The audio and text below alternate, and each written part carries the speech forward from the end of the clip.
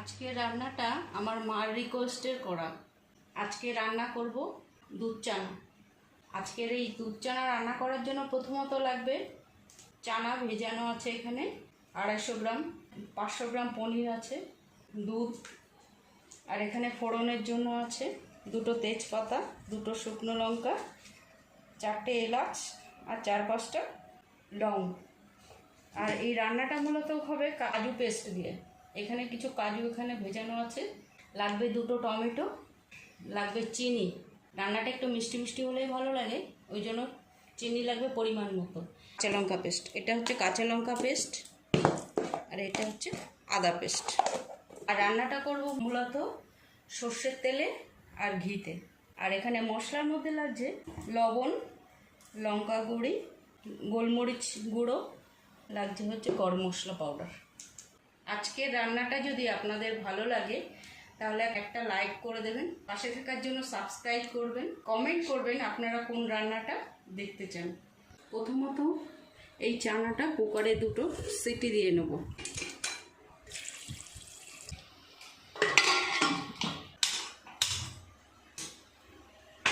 কাজুটা বেটে নেব। কুকারে 2টো সিটি হয়ে গেছে, এবার গ্যাসটা অফ করে দেবো। পনিরটা এরকম স্কোয়ার শেপে কেটে নিলাম ভাজার জন্য। পেস্ট হয়ে গেছে, এর মধ্যে এবার টমেটোটা দিয়ে আরেকটু ঘুরিয়ে নেব। এবার কড়াইটা বসিয়ে দিলাম পনিরটা ভেজে নেওয়ার জন্য।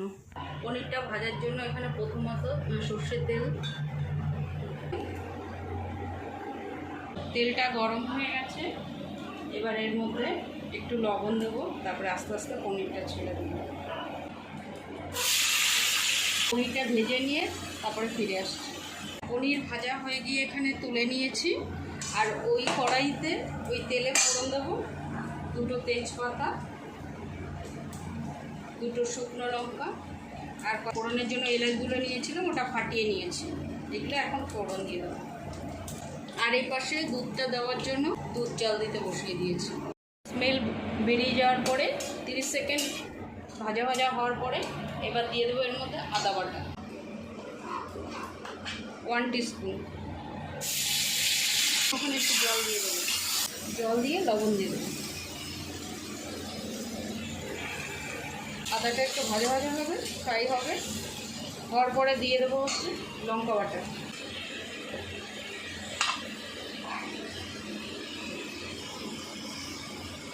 One teaspoon. ফ্রাই হয়ে গেছে, এবার সামান্য একটু কালারের জন্য দেবো লঙ্কা গুঁড়ো। মশলাটা ফ্রাই হয়ে গেছে, এবার এটার মধ্যে দিয়ে দেবো কাজু পেস্টটা।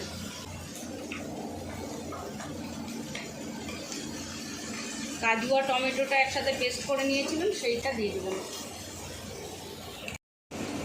মশলাটা ঠিক হয়ে গেছে, ওই জন্য একটু জল দিয়ে ফ্রাই করে দিচ্ছি। মশলাটা কষা হয়ে গেছে, তেল ভেসে উঠেছে। এবার এখানে চানাটা দিয়ে দেবো। মশলাটা কষা হয়ে গেছে, এবার এখানে পরিমাণ মতন দুধ ঢেলে দেবো।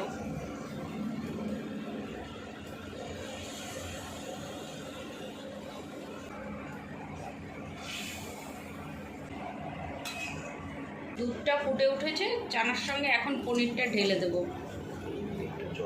এর মধ্যে অল্প একটু জল দিয়েছিলাম। রান্নাটা হতে থাক, ফিরে আসছি 10 মিনিট।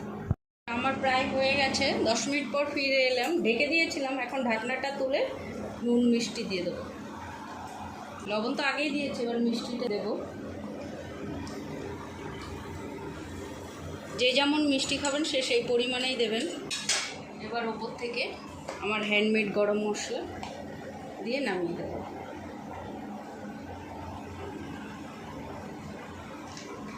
আমার যদি রান্নাটা আপনাদের ভালো লাগে একটা লাইক করে দেবেন, পাশে থাকার জন্য সাবস্ক্রাইব করে দেবেন। আর পরে আপনারা কী রান্না দেখতে চান আমাকে সেটা কমেন্টে জানাবেন। সবাইকে ধন্যবাদ আমার পাশে থাকার জন্য। এই রান্নাটা লুচি, রুটি, পরোটার সঙ্গে খুব ভালো যায়। রান্নাটা আমার কমপ্লিট হয়ে গেছে, আমি গামলায় ট্রান্সফার করে নিয়েছি। Da-da-da-da-da-da. Da-da-da-da-da.